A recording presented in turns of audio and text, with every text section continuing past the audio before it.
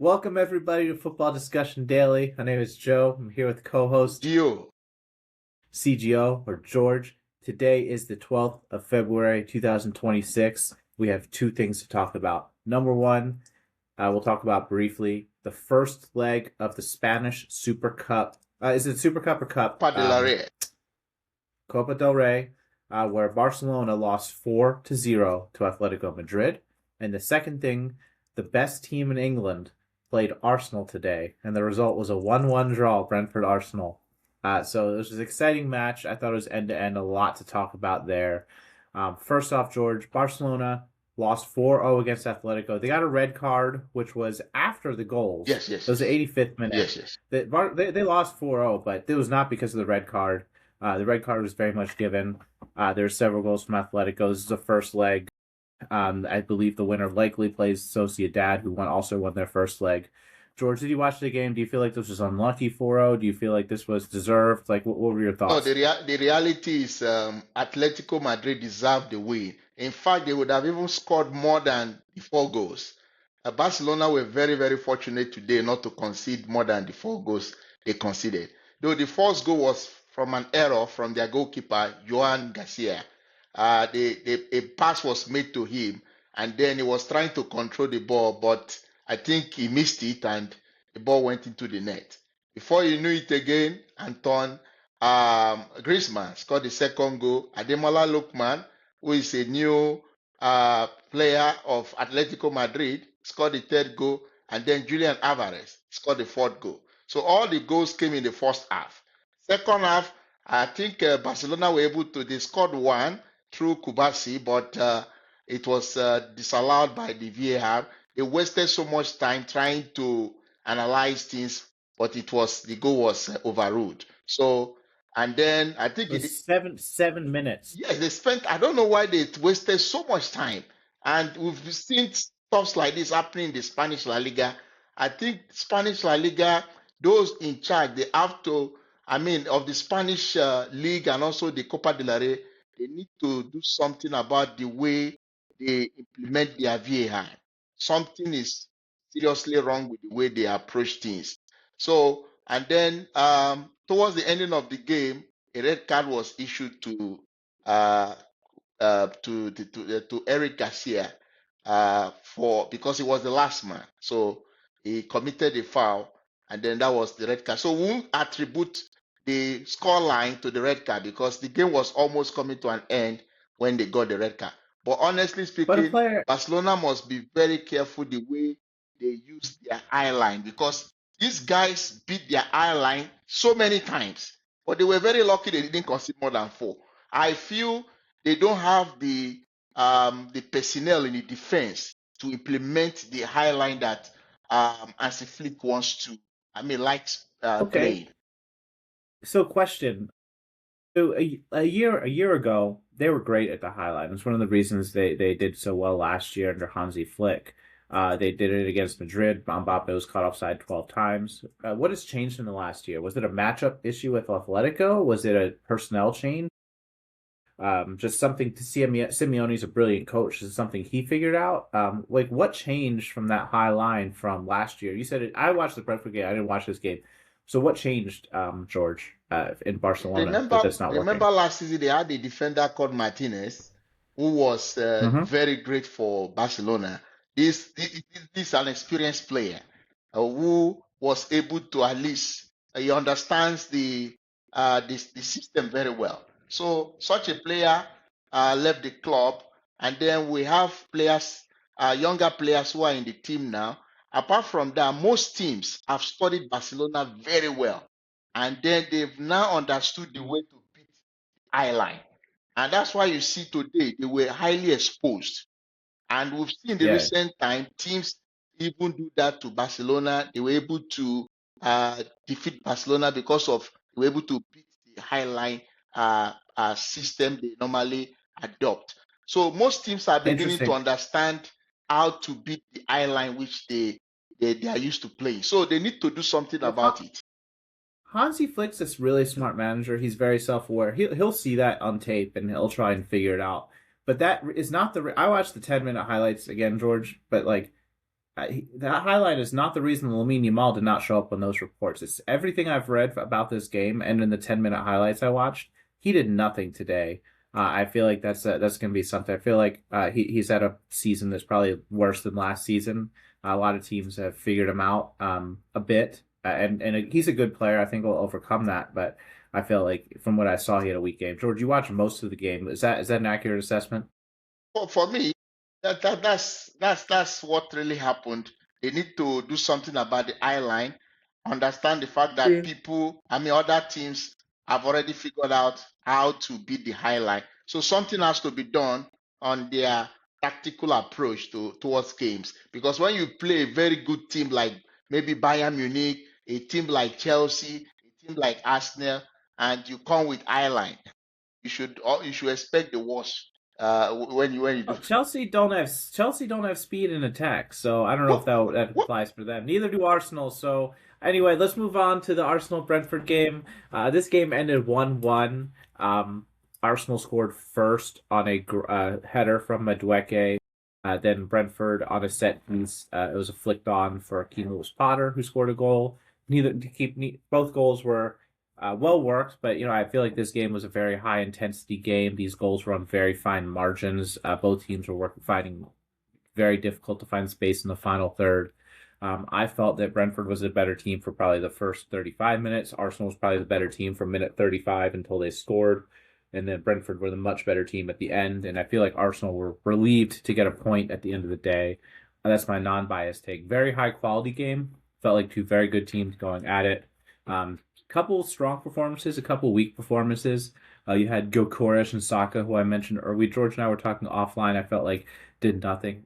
Igor Thiago had bad finishes, but otherwise very involved in the game, winning balls up high, linking up, making runs with Owatara. Owatara himself was brilliant. I mentioned this last time, but Keith Andrews has started switching him. So you see Keane Lewis Potter a little stronger defensively. He's almost a midfielder who has the pace, so they'll stick him out wide and he can control from out there. But he can't beat a guy that well, at least not elite Arsenal defenders. Owatara can, but he's probably not as strong in that like controlling the game aspect. But he's very smart tactically and spatially, and so Keith Andrews has started switching them to great effect. He did it last against Newcastle on Saturday. He did it again today. Owatara was all over the place and had a lot of great crosses. I'm going to be honest. Arsenal man of the match should now be Arsenal man of the match without Declan Rice because Declan Rice is just so good and he is the best player every week. He's phenomenal. He runs all over the place. He can pass. He can score. He didn't score today. He can cross. He can control a game. I thought he was just so impressive. Man, Premier League player of the season for me in him. Just goes to prove that goal scoring and statistics are not everything. If you watch the games, he's their best player. But so much, George. I have so much more to talk. I could talk for hours longer. What players stuck out to you today? No, like you said, in the Arsenal team, Declan Rice, Gabriel Magalhaes, and then David Raya, I think those three guys really stood out for Arsenal. In fact, their performance made Arsenal not to lose today's game. Even though Gabriel was lucky not to get a second yellow card that would have resulted into a red card in that game. So he was lucky he didn't get a red card in that game because there are referees that will give you a red card for that foul he committed. He would have gotten a second yellow card, but he was fortunate that didn't happen. For Yeah. Brentford, Igor Thiago was very much involved, and then I also love the way Matthias Jensen also played. He was very good at the midfield. That guy has been very impressive this season. I must be honest with you. He's one of those Yes. Brentford players that the way he controls the midfield, his passes are so brilliant. That guy, and when it comes to taking free kicks, taking corner, the level of the accuracy is something that is very impressive. So he was one of those players for Brentford that stood out. And then we must not forget Michael Kayode. That guy was very good today. And we must tell those watching us that Brentford has now scored 4 goals this season from long throw-ins. So, and if you look at the person who normally takes these long throw-ins most times, Coyote is the one who does that. He was very good today, defensively, even helping going into the attack. In fact, there was a ball that he shot that, if not for the block from Gabriel, probably maybe that would have been on target. So, to be honest with you, Brentford were the better side today, if you ask me. Arsenal did not come to the party. I didn't. They didn't meet up to the expectation I I, desired. I don't I don't feel like Arsenal played poorly as a team. I felt both teams played great, and Brentford probably edged it on chances. The XG for this game was Brentford 1.35, Arsenal zero point 0.6. So I mean that's the advanced stats that would have put Brentford ahead. A couple other players who I thought Mascara was also fine. Gabriel, I think that he could have gotten a second yellow for that tackle, but I don't think it's absurd that he didn't. Some refs give that, some refs don't. Yes. It's very rare you see that given as a second yellow. But Gabriel, he got his first yellow early, and he was able to play through that very well, as well. Outside of that first yellow, Arsenal got a couple yellows early, for stopping counterattacks as well. I think Eze got one. Eze did not play well. He got taken off, and Odegaard got put on, who also did not play well. Actually lost Potter for the goal, and didn't create much at all.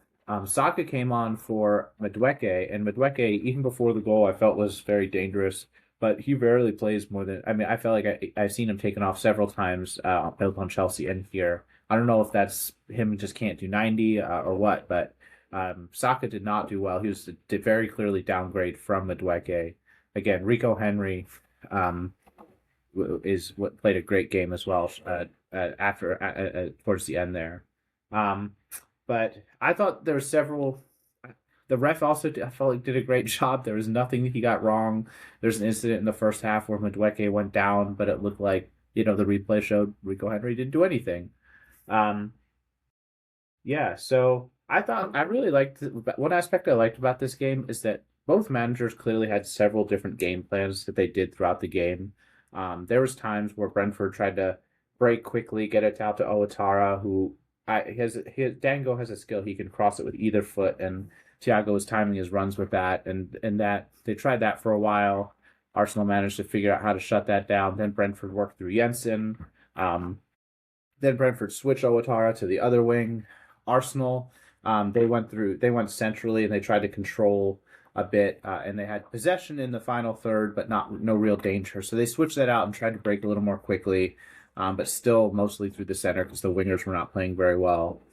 So just several different game plans. They tried quick passes in the center. They tried crossing it in, several times. I thought it was a really interesting, just tactically throughout the game too, from both managers, just how they approached it. I also liked how both managers went out for the win, and it kind of made the game more open. The goal opened it up a lot more, but even before the goal, I felt that it was decently open for Premier League 0-0. Arsenal should be happy they got a draw in this game, because if you look at in times of goals attempt, Brentford had about 20 goal attempt. I think Arsenal had about seven, and then shot on target for Brentford was three. Arsenal had two. So if you look at the statistics in times of attack, you see that Brentford they did more when it comes to the attack part of the game. So if Brentford had won this game, one would say they deserve to win the game. But somehow, I think they were unlucky, because if Igo Thiago had probably taken his chance, maybe that would have given them victory. Also, remember, Arsenal Uh, also had almost a late minute opportunity that fell to Gabriel Martinelli, but he couldn't take his chance as well. Sometimes Rice made a mistake there. He could have taken it himself. I felt. no, not the one from, not the one. This one I'm talking about. There was one Rice laid off to Martinelli, and Rice had an opening, and he didn't take it. He laid it off to Martinelli. I felt Rice was in a better position. I can go back and watch that, George. George, really quickly, last thing. Sean Dyche was sacked this morning. Do you feel like that's a good move? Do you feel like that's gonna lessen their chances of relegation? Sorry, I'm switching gears here because we're running out of time. Well, when you look at the way Nottingham Forest, their last couple, I mean, the last few games they played, they've not been that great. Even though most times, uh, one would put the blame on the players because there are chances you expect Nottingham Forest players to put in into the net. but you see them missing those chances. But at the end of the day, coaches are the ones that normally get that are always responsible for the poor performance of the team.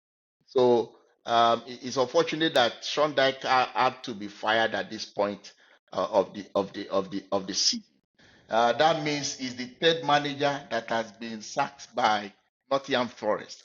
That's not a good one for the club, if you ask me. So that means they will have to get a fourth manager this season. I don't know what that fourth manager They will already do. got. I believe they're already getting in Victor Pereira, the ex Wolves manager. And I agree with you. I do feel like that this is Nuno didn't deserve to get sacked. Ange deserved to get sacked. Dyche, I feel like could have gone either way, but he's also he. I think he is. I don't think you're going to bring in anybody who has a better chance of keeping him up than Sean Dyche. He's a very good. He's the new Sam Allardyce. I feel like he's good at keeping clubs up. I watched 2 or 3 Forest games the last month, and I feel like they were, as good a chance of any. But West Ham could have taken them down. I feel like it would have been a very tight race. I don't feel like you're going to bring anybody in who is going to be like, oh, West Ham now is probably favored to stay up, given this news.